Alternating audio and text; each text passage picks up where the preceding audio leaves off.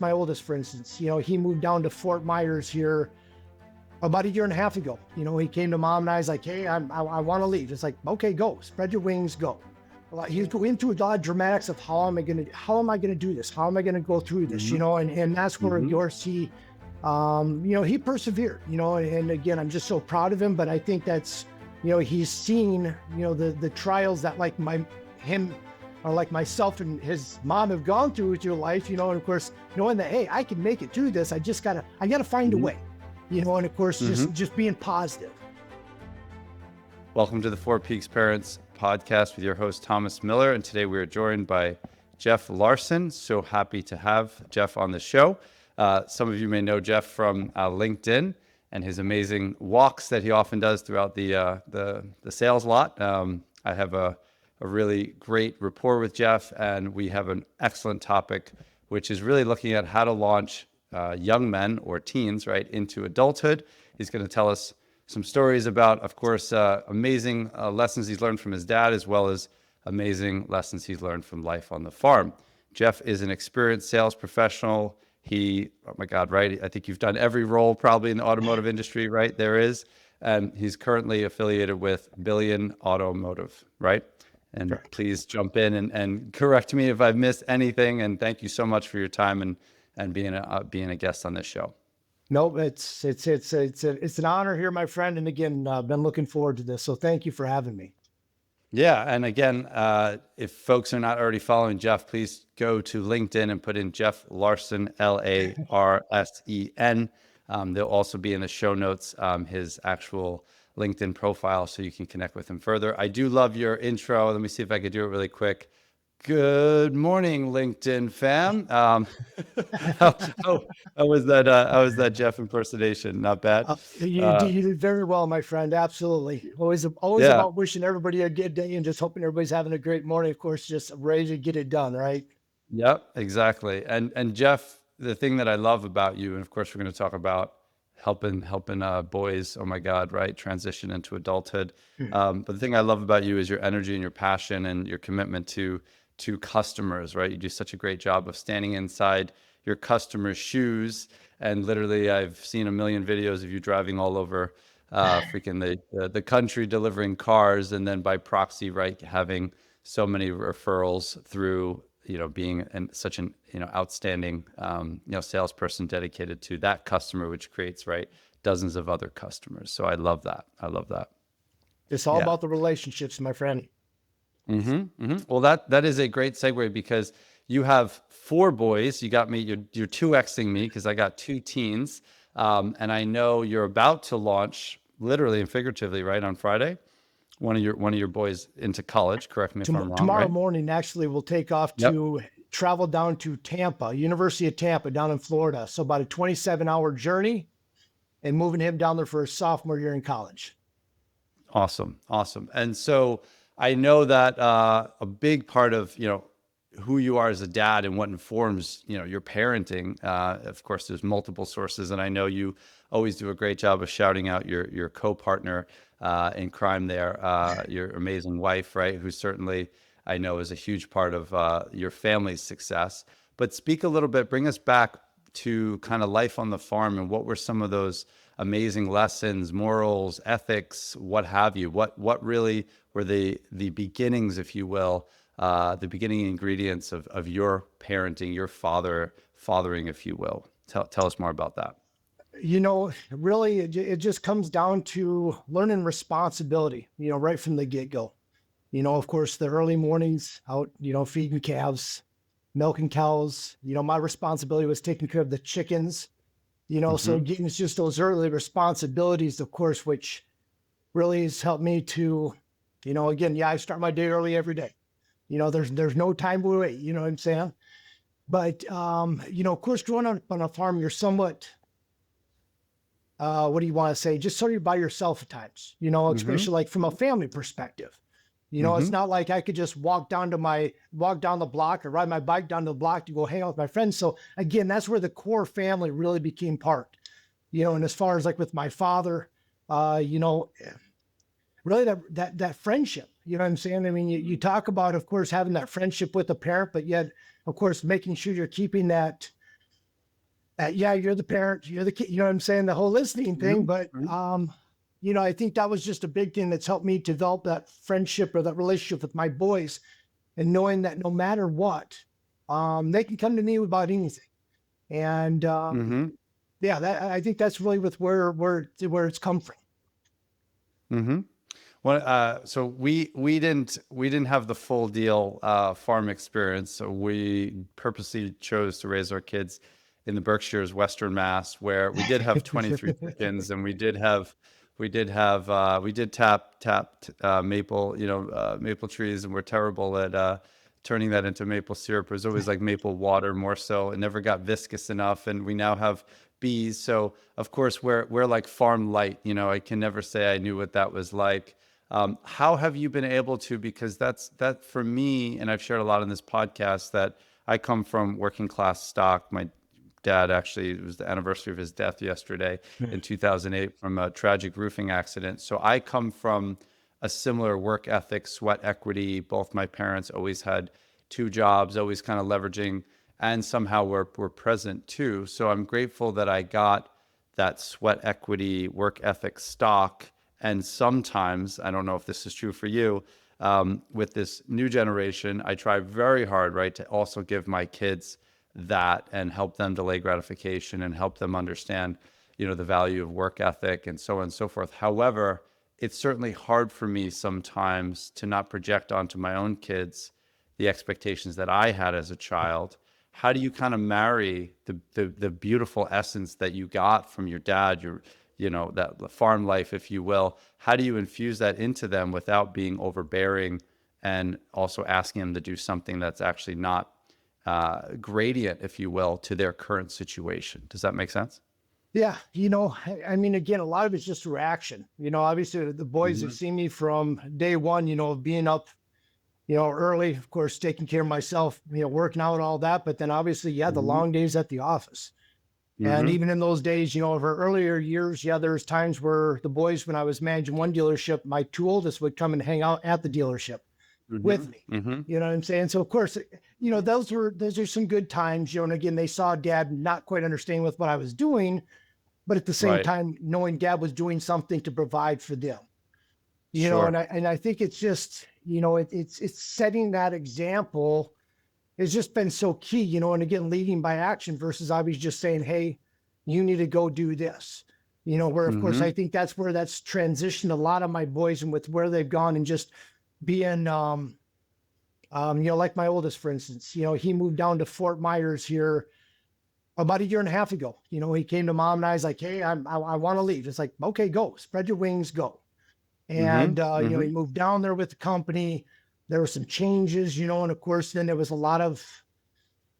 He was going through a lot of dramatics of how am I gonna do this? How am I gonna go through this? Hmm. And that's where Hmm. your see, he persevered, and again, I'm just so proud of him. But I think that's, he's seen, the trials that like him or like myself and his mom have gone through with your life, and of course, knowing that, hey, I can make it through this. I gotta find a Hmm. way, and of course, Hmm. just being positive. And, Hmm. so of course with that situation, but then even like my 21-year-old, just a little bit about myself. Yes, I went from high school thinking, okay, military, as far as the guards, going to pay for my college. Went to college. College wasn't for me, of course. So then I went active duty. I was in the military, and I've been doing the car thing for 25 years. But that's one thing with my boys. I've been very, very blessed to yeah, not have a college degree per se, and have done very well and provided for them. So they've seen that. And of course, just giving the encouragement along the way from when they've left high school to, hey, if you want to do college, go for it. If you want to, just find a good, position, good job, and just, work from the ground, go for it. And it's like my 21-year-old, he went to college. He was so set computer wise. He was going for Hmm. computer science, programming, had it all figured out. But after 2 years of school, he's like, I don't know if I want to sit behind a desk all my life. Hmm. And he came Hmm. home on spring break here last year, and he's like, sits down with mom and I. His mom and I are like, he's like, I think I want to do the military. Of course, and he's asking these questions because that's the same path I went, and of course, Hmm. super excited for him, And you know, again, it's just all worked out, you know. And of course, I think it's just those examples that we set along the way, you know, which obviously has really helped them to establish, you know, with where they're going and leading role as young adults now. So Hmm. Yeah, first off, there's so much in there, and I'll reflect back a few things I hear that you know, sometimes we do brilliant things maybe by accident, you know, as a parent, and I've done many dumb things as a parent, right? And yes, brilliant things, some yes. intentional, some not. But what I love about your story is that you really are a big fan of modeling the way, right? That's something I hear again and again is like model the way, give them something to play handball against, in essence, Mhm. right? You've provided this very clear kind of model, script, framework, whatever you want to call it.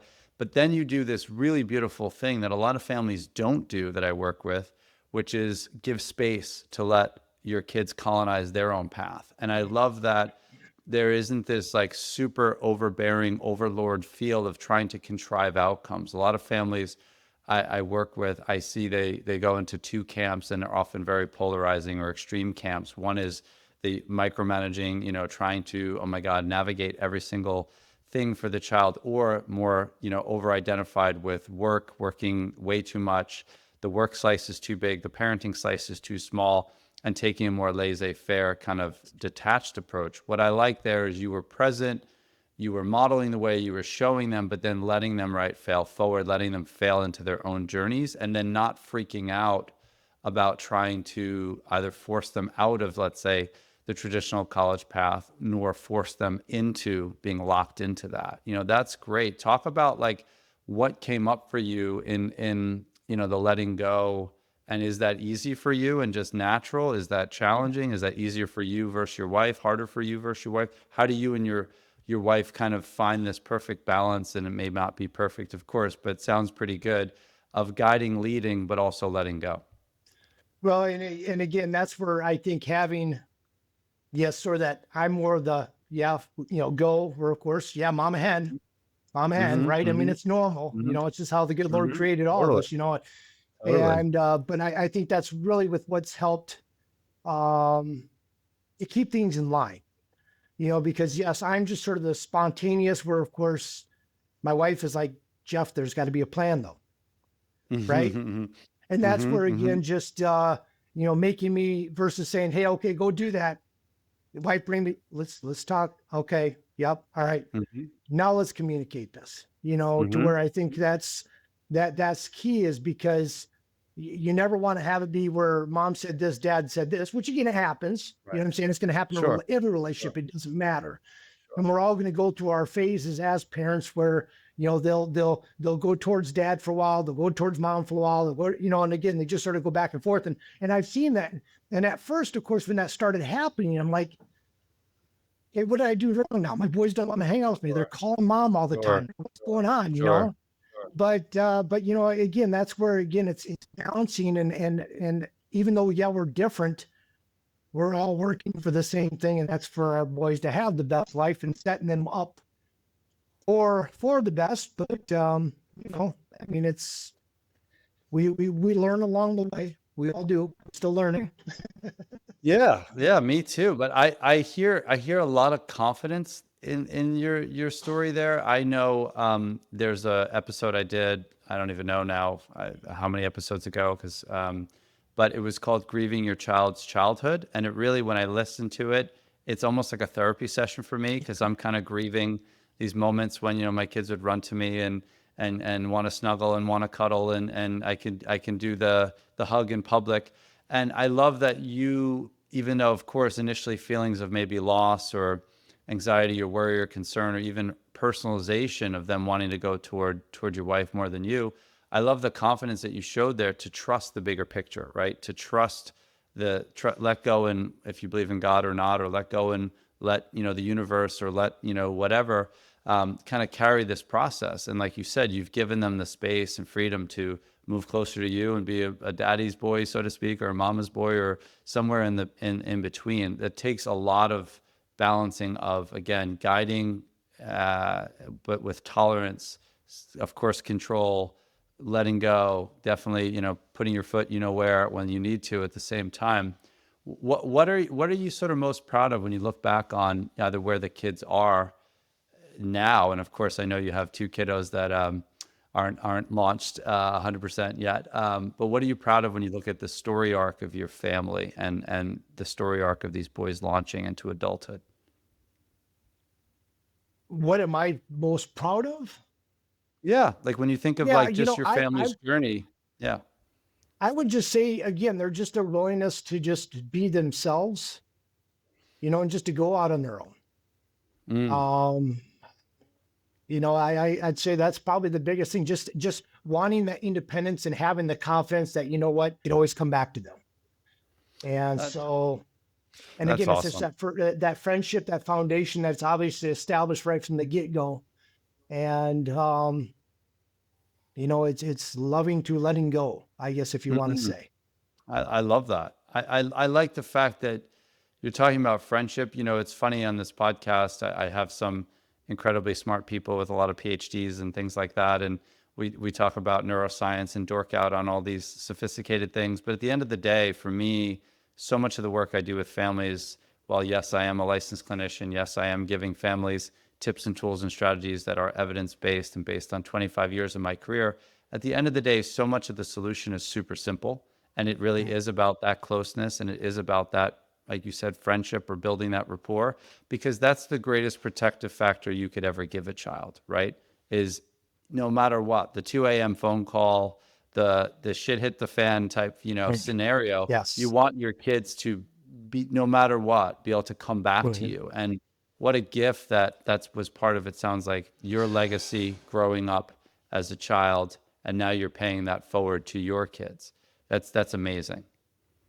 That's Yes, amazing. and it's so fun watching them grow into, the young adults, the young men they are. And of course, I certainly, yeah, I just pray that I'm doing the right things. But again, we learn along the way as far as our mistakes. And and of course the other thing for like myself is, as the dad, is making sure that I'm not the hypocrite either.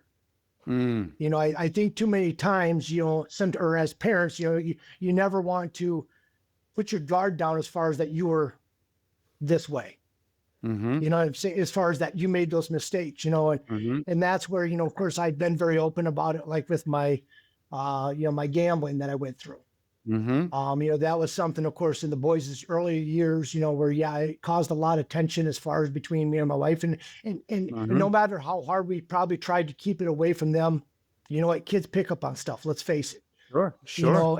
And that's where, of course, now with with my boys and their different experiences and with where they're going out in their lives and trying different things, it's making sure that, hey, you know what, I'm not trying to be that guy, but of course I am your dad. And Yeah, of course I struggled with this area here, and just praying that obviously it never becomes an issue for, of course, having that addictive personality like their dad has. sure. Sure. Yeah. But I'm really glad that you decided to share this because, we had talked offline and it's your story to share or not. And I didn't want the whole episode to be dominated by that. But I'm really glad you went there because what I love about what you just shared, and of course, what I really respect about you, you're showing up today as you show up on LinkedIn. And I've had conversations with you offline, and I like to think I show up the same way, is that you're not trying to create secrets, because one of the things that happens all the time in the families I work with is, let's say someone has struggled with addiction of any kind, they feel that they're almost hypocritical to now go and parent effectively. But one of the things I talk about all the time to families in that situation, if I was working with you, let's say, or when your kids were younger, is like, think about it. Like, yes, you've made some mistakes and you struggled, but shame would keep you from not sharing that with them in a constructive fashion, in an age Yeah. appropriate manner. And it doesn't mean you need to be, I say this all the time to families, you don't need to say, you're going to become an addict because I was an addict. But the reality is, there is a genetic predisposition. There are certain personality types that you mentioned, right? Like addictive personality, that may or may not be in the kiddo's DNA. and helping them to navigate that, and also using, if you go to GA or not, or AA, or whatever your program is. We just had I had a woman 2 episodes ago who's an eating disorder specialist who I've worked with forever. She helps my families find eating disorder programs, but she had an eating disorder herself. And guess what? Not surprising. Her daughter, wound up struggling with the same situation. And it was actually hard for her initially to come to terms with it because she kind of felt like she had really royally failed. So I love the fact that you're not standing in a hypocritical stance with your own kids, nor do you have to also hit yourself with the shame stick every day and render yourself ineffective. And I really commend you for that, because I see a lot of parents that they're not parenting effectively because they're unconsciously feeling like they're a hypocrite, and who are they to hold their kids accountable when they had these struggles. But the reality is you have 4 kids to help, right? So Yeah. it's so awesome that you're willing to fall on your sword where you need to, provide education as good information and good data, but then also, right, parent in a more clean, objective manner, and not let kind of the past, if you will, obfuscate how you're choosing to relate to your kids today. That's impressive work, dude. I give you a lot of credit. But, and again, it's, it's because I remember those conversations with my father. I think back, and again, this is going back for that foundation of me and my father coming together where, my freshman year in high school, deciding to go to a party. And obviously that party got busted up by Mm-hmm. the local PD. Mm-hmm. And of course I was going to, and I wasn't drinking or anything like that, but it's still association Mm-hmm. in which, I was going to be possibly charged as far as with Mm-hmm. an intention to consume, which of course then I'm going to lose my license. Well, Mm-hmm. of course, on a farm, my driver's license is very important because my dad needs me driving. Mm-hmm. So my dad got an attorney. He got me off. And of course, he's like, Jeff, I don't condone with what you did, but I need you. And of course, I know he then took that, as far as that, he knew how he was in high school. Mm-hmm. He liked to have fun. Mm-hmm. And, and again, it was just that time of him and I connecting. And that made me realize that my dad's, he's real. You know what I'm saying? Mm-hmm. Versus obviously just, saying, no, you should never do that. You can't do that. But, I've never wanted to be that parent, to Mm-hmm. where again, just being open about with where I've gone, with where I've been, with what I've done, I think has helped me to build that relationship and that trust factor with my boys that, hey, I can go to dad, I can talk to dad. And, because again, they've opened up with some stuff because there's a lot of crap that these kids get Oh pushed yeah. on them these days. Oh yeah. That I'm very, very proud that they've been able to come to their mom and dad and say, hey, I did this. And Yeah. so, yeah, Yeah. And again, I come back to that relationship piece. I think the thing that's actually probably saved you a bit there was the fact that your dad needed you, and there was an immediate structure in terms of driving. There was an immediate need, right, to perform. And I think a lot of families that I work with, unfortunately, will minimize their kids' problems and issues. And then now we're really trying to take down Goliath, if you will, when it's really huge. The issue is really huge. It's really snowballed. And so the fact that there was a job, there was an immediate kind of natural consequence, if you will, that potentially, if you continued down that road, that would have created problems, right? And you wouldn't been able to perform. And I love the piece again about that you're creating an open door for your boys to come to you. It doesn't mean you're going to enable them and look the other way and say that's great and there's not going to be natural consequences, but the fact that you're never going to not be safe enough to go to, I mean, that by itself is so important and such a salient chain throughout their life, and like you said, I mean, we're not going to get into all the distractions today that young people are dealing with, but there's so many situations that we did not have to deal with. And thank God half of my mistakes were not recorded and posted on Instagram or yeah, Snapchat or whatever, right? So yeah, there's a lot, and that digital footprint can be very very challenging. And, teens, as you know, are very instant gratification oriented.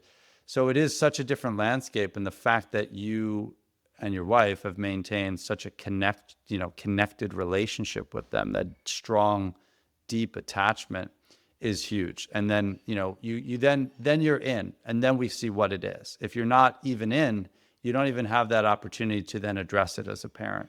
That's always what I say to families is that, when you're in the game, if you will, when you're invited into, right, being able to look at what ostensibly we have to do, that's already half the battle, right? When your kid is detached and isolating and you don't have any clue as to what's going on, and we're trying to learn vicariously through other people or social media or whatever, you're just that much less effective. So I know your time is incredibly valuable, and I really, really, really appreciate you coming on here. Again, the big takeaway for me is never, ever, ever close down the relationship, maintain the relationship, put the time and energy into that relationship, because it will have a huge ROI down the line. Is there anything else that you want to impart about what you think was one key takeaway that's really been helpful in helping your boys launch? I guess that's the best way I could put it. There's a lot of research behind that, and I say this quote a lot on this show. Having done this work since 2000, there's no more effective protective factor for teens and or young adults than a connected relationship with a trusted adult. That adult ideally is a parent, and when it is a parent, it's even a stronger situation. So that's awesome. And again, I also love the piece in there around modeling the way, really giving a strong, not taking a strong approach, but really giving a strong, clear outline of who you were vis-a-vis work ethic, sweat equity, responsibility that really comes from life on the farm. And then I love the fact of also letting go and not trying to tinker too much and contrive outcomes for your kids and letting them fail forward. One thing I just want to say for folks that don't already know, please follow Jeff. Not only is his content incredibly engaging and entertaining, it's always fun to watch you walk in different weather, and you always wear like a short sleeve shirt. So it always cracks me up as like somebody who's lived in like the Adirondacks where it's freaking freezing, and obviously here in the Northeast. But secondly, if you're ever interested in exploring opportunities and you're near South Dakota, correct me if I'm wrong. Correct. Your catchment area seems like it's like half of the United States. So don't let a state away or two states prevent you from reaching out to Jeff and exploring an opportunity. Jeff, I think, puts more miles on his car than anybody, or the company car, I guess. But I just thank you so much, and please reach out to Jeff. And for anyone listening, as always, thank you for listening. And if you're not already, part of the newsletter, please, in the show notes, sign up for the newsletter. It's free. You have tactical tips, tools, strategies for free every single month, right to your inbox. And obviously, if any parent out there is struggling and wants to jump on a discovery call with me, just go to fourpeaksparents.com, book a free discovery call, and we'll explore whether or not the program is right for you. Thank you to everybody. Thank you to Jeff. Have an amazing day. Take care. Thank you, Thomas. Bye. Thank you so much.